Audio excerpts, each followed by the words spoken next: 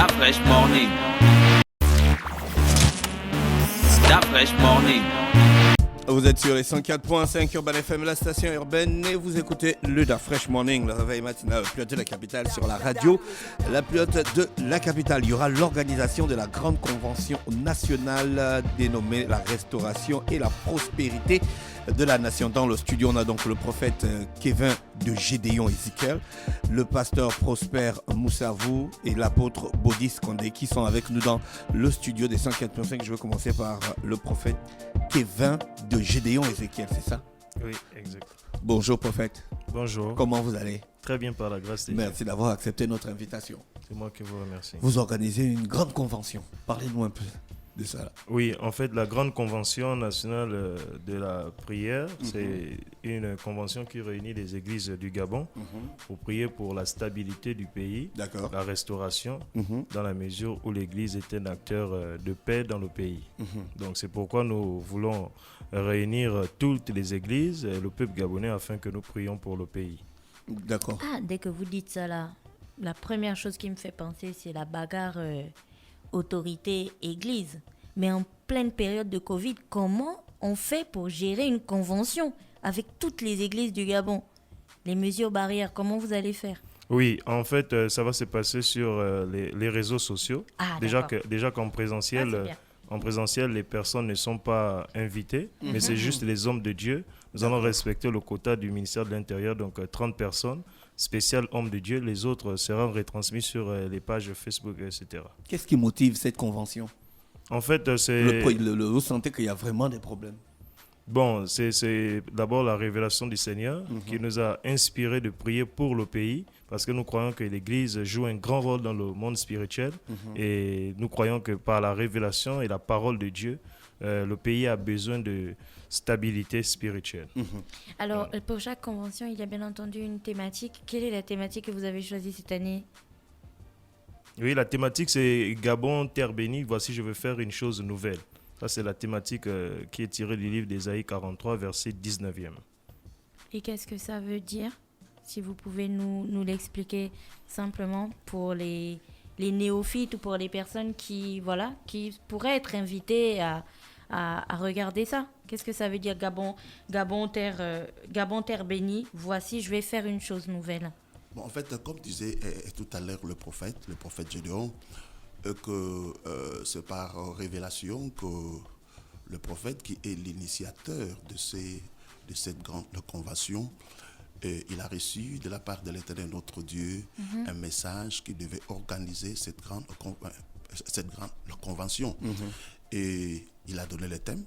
Et tout à l'heure, il a essayé d'évoquer un peu, surtout sur le plan biblique, dans le livre d'Ésaïe, chapitre 43, du verset 1 jusqu'en bas, là on dit « Je vais faire des choses nouvelles ». Effectivement, vous savez, le Gabon a une promesse. La promesse que le Gabon a, c'est que dans les jours à venir, le Gabon sera une plaque tournante sur le plan spirituel. Donc le Gabon sera un centre spirituel de l'Afrique. C'est un message qui a été donné il y a de cela plusieurs années par des éminents hommes de Dieu. Vous savez, le Gabon est sous cette influence-là. Et l'influence de la promesse que le Seigneur a fait sur la nation. Vous savez, quand la nation a une promesse, il ne faut pas croiser les bras, qu'on attend seulement que la promesse ça va se réaliser. Mais il faut travailler.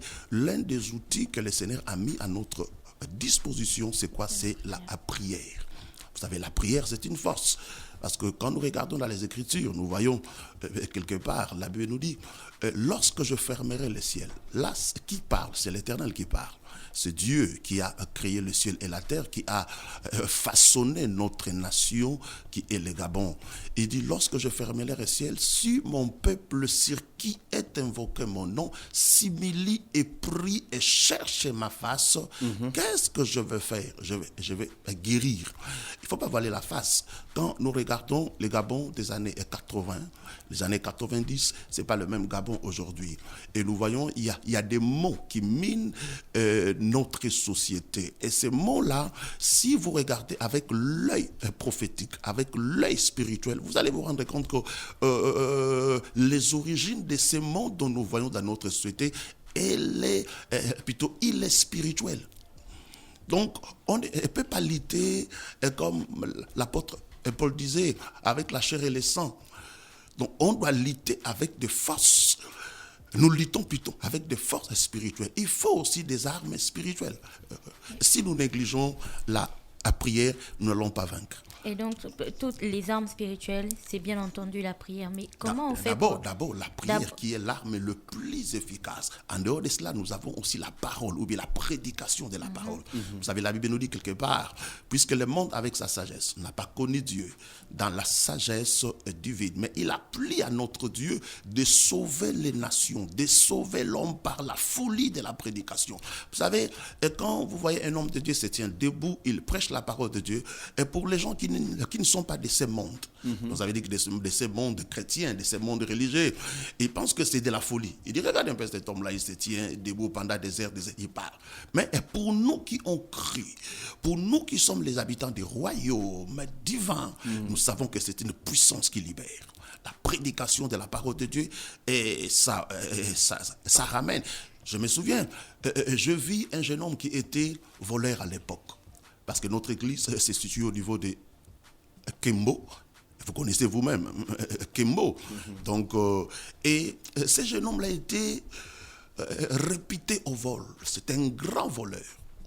Et les parents, ils ont tout fait, mais ce jeune homme-là ne changeait pas.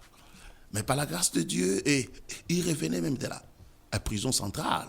Et quand l'enfant-là est sorti, et par la grâce de Dieu, l'esprit m'a dit, vas-y, va chez le jeune. Et je me suis approché de ce jeune homme, je lui ai parlé de l'évangile, rien que l'évangile. Au départ, il était un peu sceptique, mais j'ai insisté. Et tout d'un coup, je vois comment il avait fléchi. Et il a commencé à venir à l'église. Il venait à l'église, mais aujourd'hui, c'est un pasteur.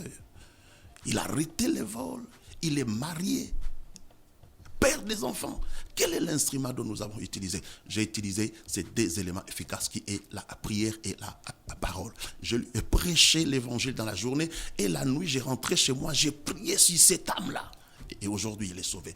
Voilà, au fait, ce que je voulais un peu dire par rapport à votre question. Pasteur Prosper, vous allez participer à cet événement? D'abord, je voudrais rappeler à tous que, comme Paul pouvait dire aux Philippiens, dans Philippiens 4, verset 6, il dit « Ne vous inquiétez de rien.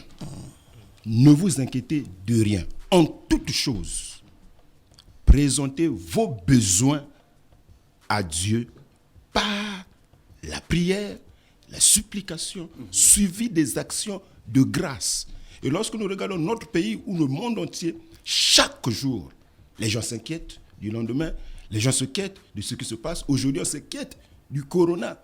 Mais Dieu nous rappelle encore une fois de plus par la bouche de Paul, ne vous inquiétez de rien en toute chose. C'est-à-dire qu'il n'y a pas de parti. En toute chose, quelle que soit la chose, quelle que soit la situation, quels que soient les temps, quelles que soient les circonstances, recommandez-vous à Dieu parce que ce monde a un créateur. Cette terre a un créateur. Et c'est vers lui que nous devons nous orienter. C'est vers lui que nous devons porter nos regards. Et comment nous allons présenter nos regards? Comment on fait ça? Enfin, je suis désolée de le dire comme ça, mais c'est facile pour vous de parler de prière parce que vous êtes des hommes de Dieu. Vous savez comment on prie. Mais les personnes qui nous écoutent, qui sont un petit peu désemparées, qui ont l'impression qu'il n'y a pas de secours, il n'y a pas de voie d'issue, comment elles font pour prier? Parce que prier aussi, c'est toute une histoire. Il faut savoir prier. Comment on prie? Est-ce que vous allez montrer aux gens comment prier aussi durant cette convention? Oui, mais vous savez, la prière, c'est parler. En fait, les gens cherchent des formules. Les gens cherchent des formules pour prier. Mais il n'y a pas véritablement une formule en tant que telle. Jésus pouvait dire, et les disciples pouvaient lui demander, Seigneur, apprends-nous à prier. Et il pouvait dire, lorsque vous priez, dites notre Père qui est dans les cieux. C'est-à-dire que reconnaître d'abord qu'il y a l'existence d'un Dieu, d'un être suprême au-dessus de tout, qui est capable. C'est d'abord ça. C'est-à-dire que même dans ta chambre, sans même être chrétien forcément, tu reconnais déjà dans ton cœur qu'il y a véritablement un être au-dessus de tout qui t'a créé. C'est vers lui que tu t'adresses. Peu importe l'endroit, peu importe ta condition, peu importe ta situation, dans la chambre, dans la voiture, au bureau, tu te recommandes à lui. Tu lui parles comme je suis en train de vous parler et lui n'est pas sourd pour entendre. Et il va te répondre. Il peut te répondre par la radio, il peut te répondre au travers d'un frère, il peut te répondre au travers d'une situation, mais assurément, il a dit invoque-moi, c'est-à-dire parle-moi, je te répondrai. Sauf que quelquefois, lorsqu'il répond, nous, on ne pense pas, on ne croit pas que c'est lui qui nous répond à la prière. On peut se plaindre d'une situation tout de suite, et les minutes qui suivent, quelqu'un te répond. Je prends un exemple. Mais comment savoir, oui, parce que ce que vous dites est concret et réel. Comment savoir qu'à ce moment, parce qu'il y a souvent des petites blagues comme ça, des petits messages comme ça sur Internet, où quelqu'un dit non, il a appelé Dieu au secours, Dieu a envoyé quelqu'un, il a dit non, c'est pas toi que j'attends, moi j'ai appelé Oui. Dieu, tu vois. À quel moment on peut savoir que là, Dieu répond à notre aide, à notre demande d'aide? Ok, en fait, c'est parce que c'est une question de foi. Voilà. C'est une question de foi, c'est une question de croire. Les gens, par exemple, pensent que c'est parce qu'ils ont l'argent, c'est parce qu'ils ont les moyens que nous sommes arrivés, par exemple, là. Dormir et se réveiller, c'est pas, je veux dire, c'est pas une formule, c'est pas une habitude. Il y a forcément quelqu'un qui agit, qui veille sur nous. Qu'est-ce que moi j'ai fait de particulier pour être vivant maintenant, par rapport à d'autres qui sont morts? Oui. Non, c'est une grâce. Et nous devons croire à cette grâce déjà. Donc celui-là qui est souffrant, celui-là qui a une situation, doit croire aussi qu'il y a un être qui me regarde. Regardez un peu la naissance d'un enfant. On est combien au départ? On est des milliers, mais il y a un seul qui arrive à ovuler la femme et qui sort. Donc le combat commence déjà. Mais ça veut dire qu'il y a quelqu'un qui a commencé à te regarder avant même que tu ne naisses et qui a permis que tu naisses, que tu grandisses, que tu vives les situations. Nous croyons que nous vivons sans avoir des situations autour. Non, ça existe. Les épreuves, même à l'école, les épreuves, ce n'est pas pour nous retarder. Les épreuves, c'est pour nous permettre d'aller de l'avant. C'est pour grandir, c'est pour croître, pour réussir et sortir au-delà de chacun de nous des capacités que nous ignorons. Donc voilà un peu, et je dis, pour juste ajouter à ce que l'apôtre vient de dire, la prière, c'est important. Invoquer Dieu. Et beaucoup ignorent le rôle que joue l'Église dans une nation, dans un pays. L'Église n'est pas un ennemi de l'État. L'Église n'est pas un ennemi de la société. L'Église a un rôle, c'est un partenaire de l'État pour apporter sa contribution sur le plan moral, sur le plan social, sur le plan, à tous les niveaux. L'Église a son rôle spirituel. Regardez, pendant que les hommes, pour résoudre les conflits, prennent les armes, nous, l'Église, qu'est-ce que nous prenons? Nous prenons la parole.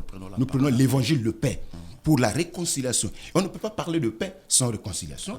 On ne peut pas parler de réconciliation sans justice. On ne peut pas parler de justice sans vérité. Or, la vérité, c'est l'évangile. La vérité, c'est la parole de Dieu. D'accord. Donc, il y aura combien d'hommes de Dieu, combien de pasteurs représentés durant la convention? En fait, durant la convention, il y a normalement 9 hommes de Dieu, symbole des 9 provinces de notre pays. Donc, c'est un peu ça pour répondre à votre question. Chacun viendra d'une province différente ou c'est non, juste pour... en fait, c'est juste le un symbole prophétique des 9 provinces. D'accord. Mais sur les intervenants, ils seront au nombre de 6, mais les autres pasteurs vont nous accompagner. Le live sera disponible sur une seule page Facebook ou sur chaque page Facebook de chaque congrégation, si je peux les appeler comme ça? Oui, c'est comme ça. Donc, nous allons faire un streaming sur toutes les pages Facebook des hommes de Dieu. Ce sera quand exactement et de quelle heure à quelle heure? Donc, à partir de ce jeudi 18, vendredi 19, samedi 20, de 9h à 15h sur les pages qui sont sur la fiche Facebook. Prophète, vous avez identifié les problèmes des Gabonais, les problèmes spirituels des Gabonais en ce moment? Oui, il y a des problèmes spirituels et si vous voyez, vous allez regarder même dans les réseaux sociaux, vous regardez des commentaires, vous allez comprendre qu'il y a un problème. Parce qu'aujourd'hui, tout le monde doit savoir que quelle que soit l'appartenance politique, nous sommes tous Gabonais et nous ne voulons pas cette division-là. Et nous voyons déjà très loin. Nous voyons très loin, nous avons par exemple les élections 2023. Donc si l'Église prend l'avance, je pense que Dieu va épargner le pays de plusieurs choses. L'objectif, c'est de dire à tous, quelle que soit votre appartenance, nous sommes tous Gabonais et nous devons prôner pour la paix. Et c'est là où vient le rôle de l'Église, comme disait le pasteur Moussavo. Voilà. Apôtre, un dernier mot avant qu'on ne se sépare. Oui. En fait, le dernier bon, c'est de dire à nos chers frères et sœurs, non pas seulement nos frères et sœurs qui sont dans les églises, de suivre ces grands événements et de participer aussi dans la prière. Non pas seulement eux, mais je m'adresse à la population gabonaise et en particulier nos frères, nos sœurs qui sont dans la ville de Libreville. Bon, c'est que nous avons choisi un certain nombre des hommes de Dieu qui vont se déplacer. Ils vont se déplacer. Mais néanmoins, je pense que mon souci est que les gens essayent de faire l'effort de nous suivre. Pourquoi? Parce que il y aura des thèmes qui seront développés et ça va aider le plus grand nombre de personnes d'avoir des informations, d'abord sur le plan spirituel. Et puis aussi, nous allons passer des moments de la prière. D'accord. Si l'objectif, c'est vraiment la prière, donc la restauration de la prospérité dans notre nation. Vous savez, c'est un thème très évocateur et aussi c'est un besoin majeur en ce moment. Parce que si vous regardez l'économie de notre nation, n'est plus comme c'était avant. Donc, il ne faut pas voiler la face. Maintenant, qu'est-ce qu'il faut faire? Il n'y a que Dieu qui peut nous aider dans ce sens-là. Nous avons vu dans les Écritures, lorsque Israël était bité dans de telles situations, et les enfants de Dieu, au départ, ils ont négligé la prière. Mais quand ils se sont réunis et ils ont commencé à élever leur voix vers l'Éternel notre Dieu, ils ont crié vers l'Éternel notre Dieu, Dieu a envoyé un homme. L'homme là, c'était un ange humain qu'on appelle communément le prophète. Et le prophète, il a donné les orientations. Quand le peuple a suivi les orientations, nous avons vu dans les Écritures la manière dont Israël était libéré. Et prévenez que nous voyons dans le livre des Juges, lorsque Israël était malmené par ce peuple qu'on appelle les Madianites. Et Israël sémait la sémence. Donc, quand je parle d'Israël, je parle de tout le peuple. Donc il sémait la sémence, mais c'était au moment de la récolte. Quand il venait pour récolter, c'est un autre peuple qui venait faire quoi? Récupérer la récolte. C'était vraiment difficile pour les enfants d'Israël. Mais quand ils se sont rendus compte que non, nous avons quand même un Dieu, dont le Dieu de nos patriarches, le Dieu d'Abraham, le Dieu d'Isaac, le Dieu de Moïse, et ils se sont souvenus de ce Dieu-là et ils ont utilisé cette arme dont nous voulons utiliser dans ce grand programme qui est l'arme de la prière. Et ils se sont levés dans la prière. Nous avons vu comment est-ce qu'Israël était libéré. Dieu a suscité Gédéon. Gédéon s'est levé et il a arrêté cette affaire. Donc, je pense que le service que nous allons faire pendant ces 3 jours, qui est jeudi, vendredi et puis samedi, c'est un service sur le plan physique. On va se rendre compte comme s'il n'y a rien. Mais sur le plan spirituel, nous croyons qu'il y aura un impact. Parce que n'oublions pas, mes amis, c'est le spirituel qui gère le physique. D'accord. Donc voilà un peu ce que je voulais dire. C'est le spirituel qui gère le physique. Et j'aimerais aussi demander à toute la nation, là où nous sommes, au lieu de former des groupes pour parler de ceci et de cela, mais moi je souhaiterais que tous les enfants du Gabon, et ceux qui sont venus de loin, et ceux qui sont venus dans notre nation, dans d'autres nations, mais qui sont aujourd'hui dans la nation, de regarder vers l'Éternel, de prier, d'avoir le temps de prier avant que tu sors chez toi à la maison. Sacrifie ne fût-ce que 30 minutes pour la nation gabonaise. Si tu aimes les Gabons, si tu te crois gabonais, si tu crois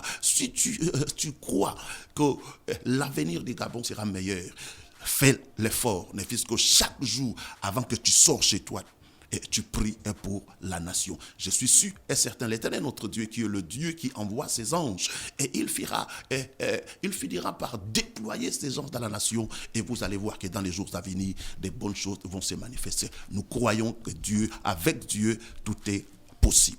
Merci, apôtre. Avec nous ce matin, prophète, c'est vous l'initiateur de cet événement. Vous avez mis tout en place?